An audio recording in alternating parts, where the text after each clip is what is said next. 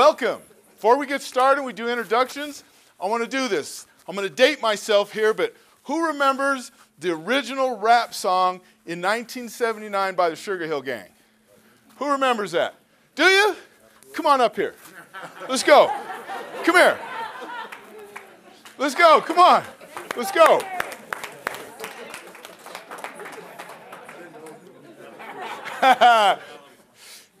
Do you remember any of the words? The whole song. Do you? Really? So like the part that says, you see, I am Wonder Mike? And I'd like to say hello. Okay, here we go. Hold on. Let's get a clap going. Okay, ready? On the count of three. One, two, three. You see, I am Wonder Mike, and I'd like to say hello. To the black, to the white, the red, and the brown, the purple, and yellow. But first I gotta bang, bang, the boogie to the boogie. Say up, chuck the boogie to the bang, bang, boogie. Let's rock. You don't stop, and let the music little, let your body rock. Yeah! Woo!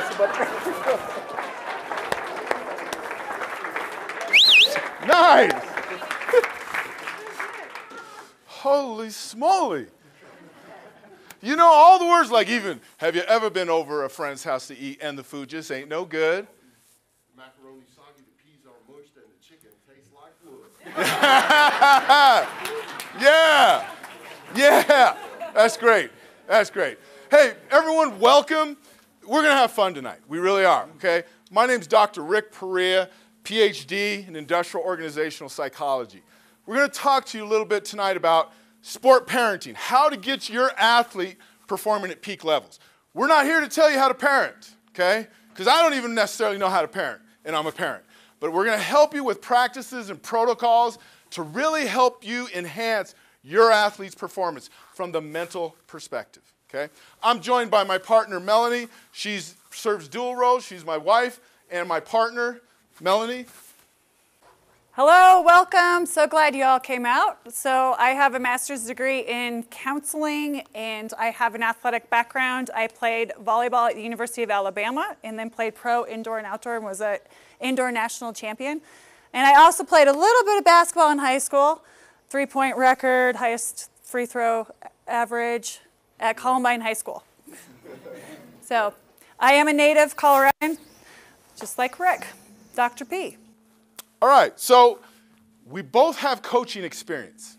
And I think that's relevant here because we've been coaches at the high school and college levels, okay? I've coached football, basketball, track. One thing she didn't mention, she's a state champion in the 100-meter hurdles in track. So we have a pretty eclectic background in athletics. Does it mean we know everything? No, absolutely not. But it means that we have a pretty good knowledge base, and especially how to get your athlete to performing at peak levels. The other thing we've done is we've actually parented a Division I athlete, okay? So it's not just we have the training, we've actually parented. My daughter from my first marriage, she went on, played soccer, was a national champion in the 100-meter hurdles, and then she went on and played soccer at Arizona State. So we've done this. We've been through the recruiting process, we've been through all that. Committing to Florida, decommitting, then ended up at Arizona State, okay? So what we're gonna do tonight, we're gonna talk about evidence-based practices. Everything you're going to hear tonight is research and evidence-based, okay? It's not just some ideas of a couple coaches that got together and said, hey, I think this works. This is research and evidence-based. This is talking to parents like you who have parented elite and adolescent athletes. See, one of my competencies is I teach adolescent psychology. I also teach sports psychology, okay, at the university level. And understanding your adolescent athlete is vital. Their developmental stages, what they're capable of comprehending, what they're capable of doing physiologically and psychologically is important. Many of us as parents have expectations for them to do things that physiologically and psychologically they're just not ready to do. So we're going to educate you a little bit about that, okay? And I want this to be interactive, okay? If any of you want to break out with a rhyme or a rap at any time, let me know, okay? Because we can break for that. If you have questions, I want you to ask them. If you're going to challenge me, just support your challenges, okay? I encourage that, all right? We ready to go? Let's have some fun. Can we have some fun? People, here's the deal. We're here for the next hour and a half, so let's make it fun. I was a helicopter parent. When my daughter was at Cherry Creek High School, any Cherry Creek parents here? Okay. I don't know if you know soccer coach David Painter, volleyball coach Sally Moose. They know me very well, probably too well, okay? Because I was over-involved in my daughter's athletic career. Ex-coach, ex-player, I thought I knew it all. And oftentimes I got too involved. Why do you think that is? There's no wrong answers in my class, people. Help me. Just gets more competitive. Gets more competitive. So what does that mean? Well, so skill levels, where do they find a fit? Can they still play at the level they want to play? Are there leagues for that? If it's just recreational, are there leagues for just recreation? Okay. Are they still having fun? Are they still having fun? They're getting burnt out. Burn out. Teenage boys get interested in teenage girls. That's the same dude at No Sugar Hill Gang, too, huh? Yeah, all of those reasons. But we've done research, people, and we've found out one of the major contributing factors is kids not having fun. After 1, 2, or 3 years of playing, it's no longer fun. That, to me, is tragic. Because one of the original intents of athletes playing youth sport is to have fun. That's the original intent. We live in a society of extrinsic motivation, money, awards, adulation, okay? But yet we want our athletes to be intrinsically motivated, and I'm going to tell you what I mean by that. Developmental psychologists tell us that adolescence is a crucial period for the development of self-conceptualization and self-esteem. As such, sport activity has important lifelong effects on personality and development of your athlete. I can't emphasize this enough. Your athlete is an adolescent. We define adolescence, early adolescence is 10 and a half years old. Late adolescence is 23 to 24. The prefrontal cortex of the brain does not stop developing until they're 23, 24 years old. So thus we define them as an adolescent. And as adolescents, we must understand their development, their competencies, and their acumen. And I think many of us don't. And therefore, we put undue pressure on them. And I want us to understand that tonight, okay? What you do at home every day cultivates motivation from your athlete, from your student. The things we talk about here carry over into the classroom, 100%. 100%. And that's the great news about this. But your practices and your norms will cultivate the athlete that you develop. And I'll tell you what, I've been around some great, talented athletes in my day in playing football that were extrinsically motivated, and almost 100% of the time those athletes don't make it. And then I've been around some pretty average talent in the NFL, and they're intrinsically motivated, and they make it. Carl Mecklenburg had no business playing in the NFL, physiologically. None. When we went to minicamp, he ran a 4.98, bench press 225 pounds twice, which for those of you who don't know, in the NFL Combine, most of those guys do it at least 20 times. Physically had no business playing in the NFL. But the kid, I call him kid, the guy really understood the game from the inside out and was intrinsically motivated. Just knew how to fight every day because he loved the game. Nobody's eating candy? We should have got tofu. Tofu seeds and rice. I don't believe there's a parent in this room that woke up in the last 6 months and said, how do I handicap my child today? Is there? Raise your hand if you did. I don't think there is. But guess what? We unintentionally often do. I did.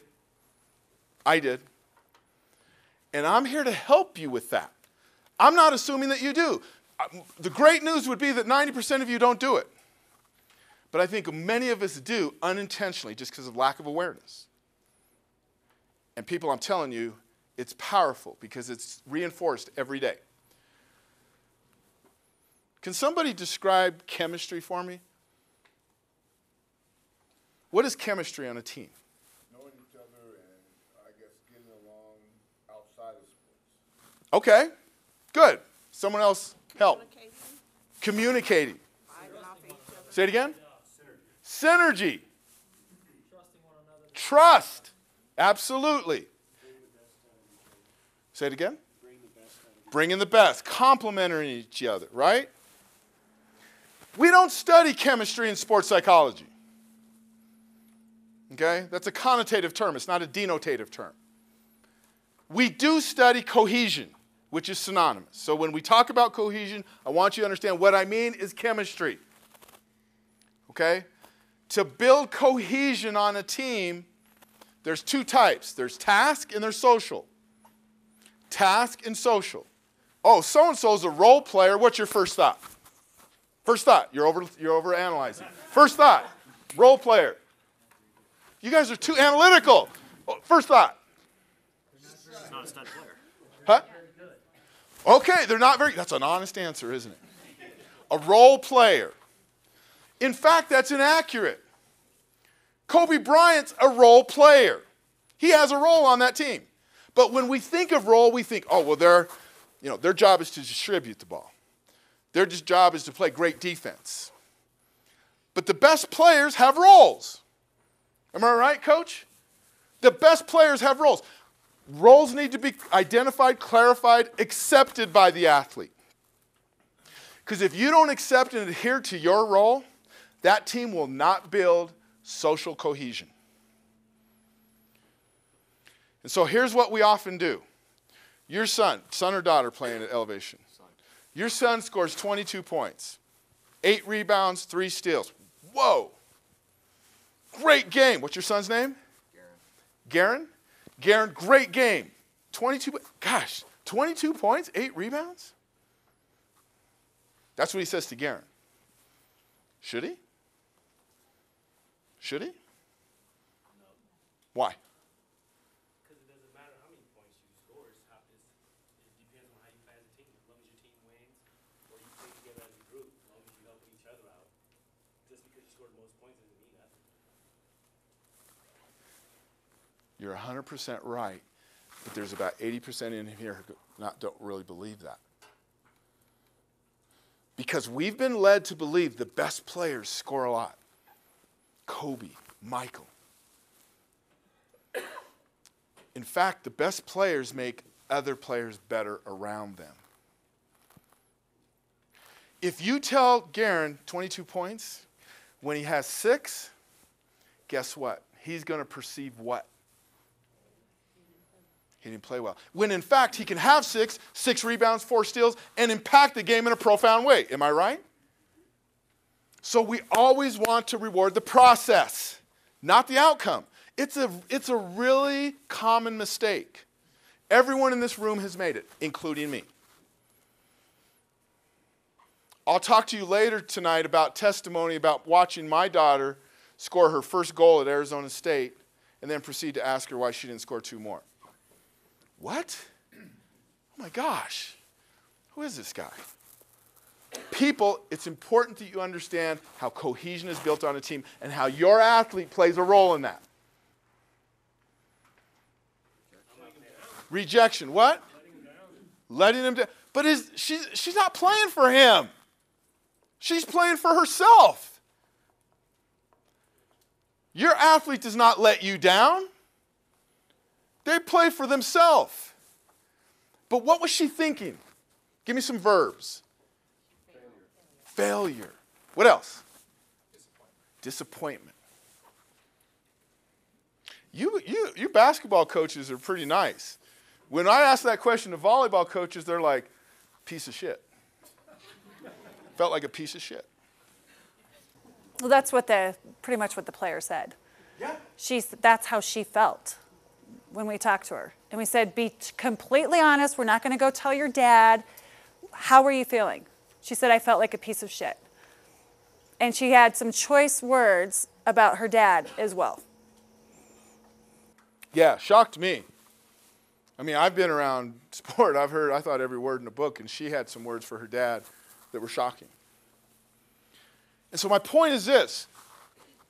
Your nonverbal communication is more powerful than your verbal. Be aware of how the athlete sees you. You know, some of us, when we watch our athlete compete, we have a really stern look on our face. And they see that. I want you to literally do this. Write this down. Doesn't have to be tonight, but in the next week. Go home, sit in front of a mirror, and I want you to smile for 1 minute straight. 1 minute straight. And I bet you'll start giggling. You'll start being, God, this is silly. What's Dr. P having me do this for? But my point is, when you smile, you lift your own mood. When an athlete looks over and sees that stern look, that says what to them?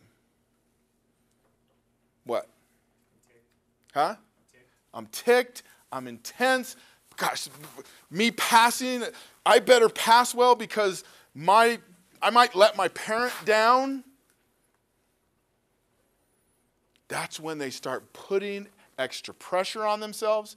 Arousal increases, anxiety increases, performance goes down.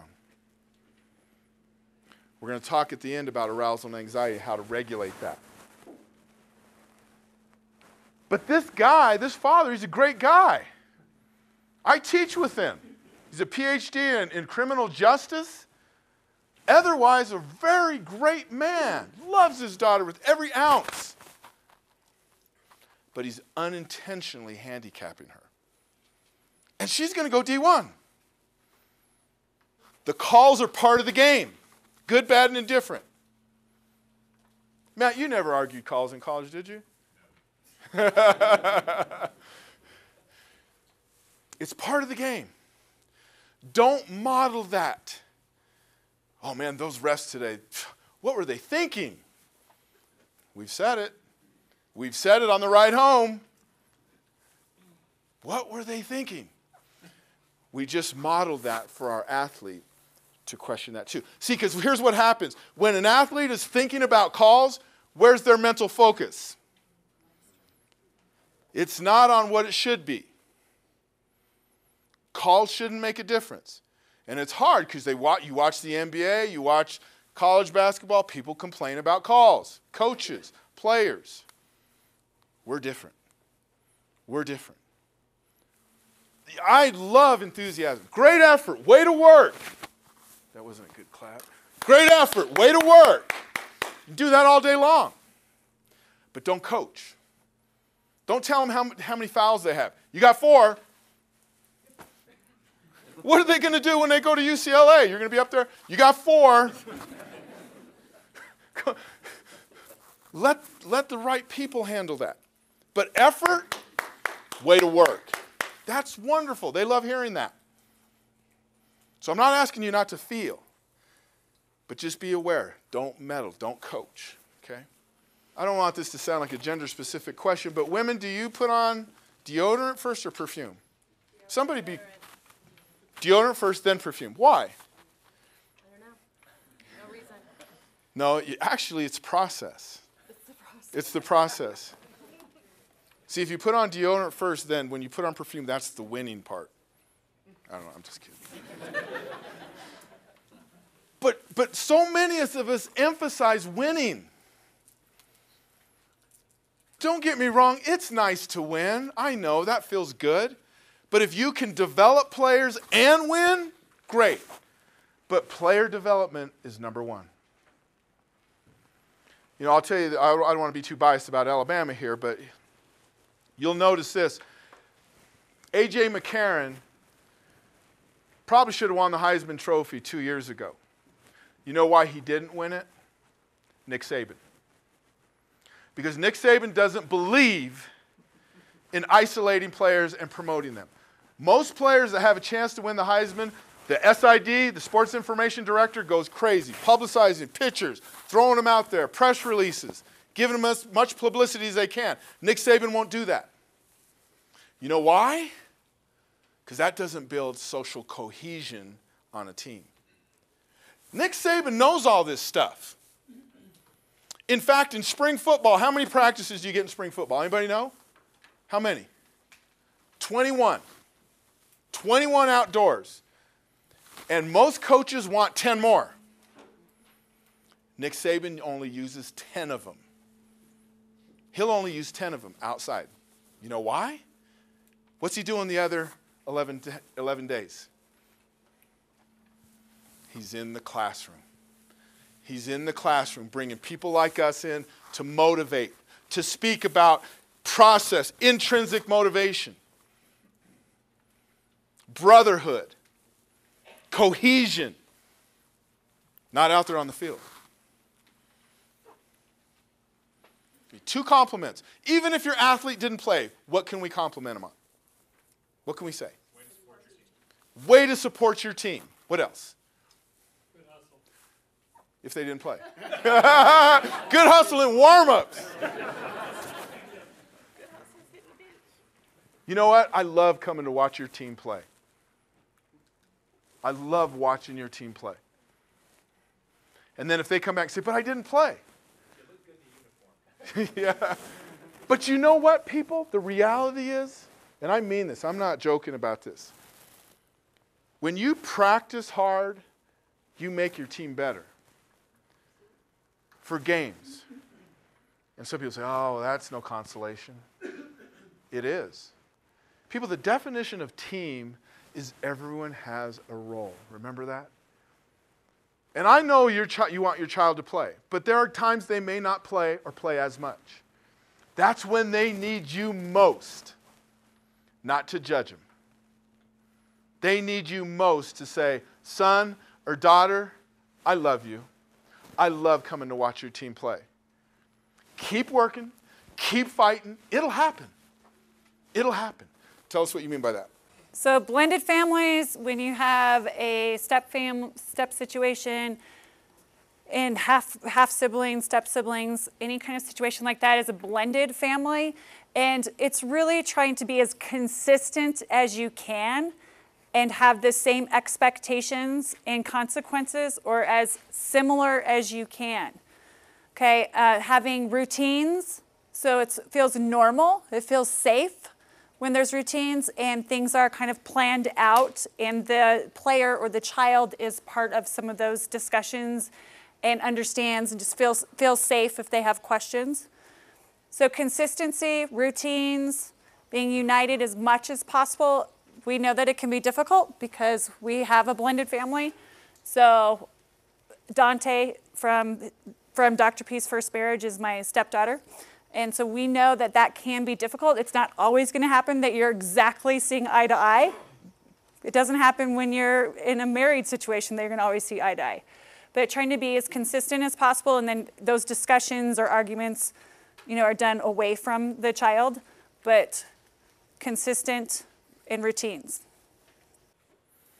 Yeah, and here's the other thing too, and I'll be real honest, and we compete with each other in theories and stuff, so that's cool.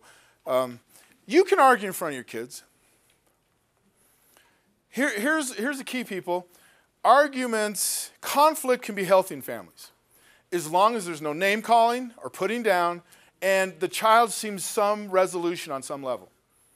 Don't get mad and say, oh, forget you, and walk out of the room. That's not resolution. But to kind of go back and forth and say, hey, you know what, I disagree. But then at the end, have some level of resolution teaches them skills. It really does. I don't want children to learn to avoid conflict. That's not the way the real world works. There is conflict in life.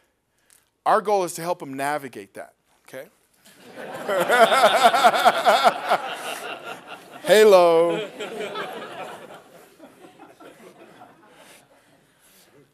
Is there anybody that, I don't like to use profanity, I really don't, but I think it doesn't have to. I think it drives home the point. Can I use it one time? The F word, is that okay? Is there anybody that objects? You do? I think you get the point across without it. I'll say flipping then. But it really, okay.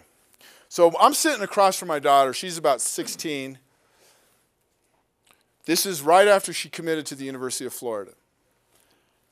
And I thought, I wanted to sit down and talk to her about life lessons. So I'm talking to her, and I'm doing the advice thing. You've now committed to Florida. Now you got to make sure you're great. All this advice. She says, Dad, I'm good. I said, no, I understand, but I want you to really understand what's at stake here now. Somebody's committed a full athletic scholarship. Dad, I'm good. No, okay, just give me one more minute. One more minute. So, Dad, would you flip and shut up? Whoa. My daughter had never even come close to saying something like that to me. And it really drove home the point that what she needed at that time was what? A soft landing place. She wants you to be her parent. She wanted me to just listen. She didn't need advice. And sometimes we make that mistake. Their state anxiety was way too high. What should they have been thinking about? Process. Right on. Process is routine, whatever it is, 2 dribbles, and technique. Everything else is filtered out. Everything else is an irrelevant cue. Relevant cues, 2 things. That's it. And that's how we train athletes to focus. And I remember at the time, I thought to myself afterwards, because she looked at me with this look like empty. And so, after her career was over, I was talking to her and I said, I have such great memories of you playing. I'll never forget your great epic battles against, she played for Real and Rush, against all these different clubs across the nation, and then against Heritage High School, some of those top programs, Arapahoe High School. I said, I have wonderful memories of you playing. And she looked at me and she says, Dad, thank you, but what I remember is all the times that you asked me why I didn't score another goal. All the times you asked me why I didn't dish the ball here, why I didn't make this header. That's what I remember. And I'm going to tell you something, people. This stuff is real. I felt this tall. I felt like I was in sand, in quicksand sinking. I felt like there was a hole in the middle of my body and there was air rushing through it. Nothing could explain what she was talking to me about. And to this day, she's 26, right? To this day, our relationship is strained. Part of it is the divorce, there's no doubt about it. But I'm thoroughly convinced part of it is I always wanted more. I never allowed her just to be who she was as an athlete and be happy with that. And that's one of the reasons I'm so passionate about this. I want you guys to really, really go home and think about this stuff. Because they do get older. They will be 25 someday. And you want them coming over and saying, hey, what's for dinner? So I want to thank you for your time tonight. I wish you all the best. If there's anything I can help you with, call me, call Melanie, email me, anytime. I love helping families get better. And it's not for business. We work one-on-one with people. But if you have questions, this happened. What would you recommend? Please get a hold of me than to let that go. Anything else? Yeah, just same thing as we're so involved with this, and we have so many stories from our own experiences and other people's that we just love helping, and we love working with children and adults. So We're also available for questions right afterwards if you have questions. I also know that we ran out of handouts. I apologize, I made some extras, but we can get those to Matt or bring them to practice, and so that those can be available if people need more or want to bring home more to someone that was not here, like a spouse. Okay? Okay, we good? Yeah, thank you. Thank you, guys.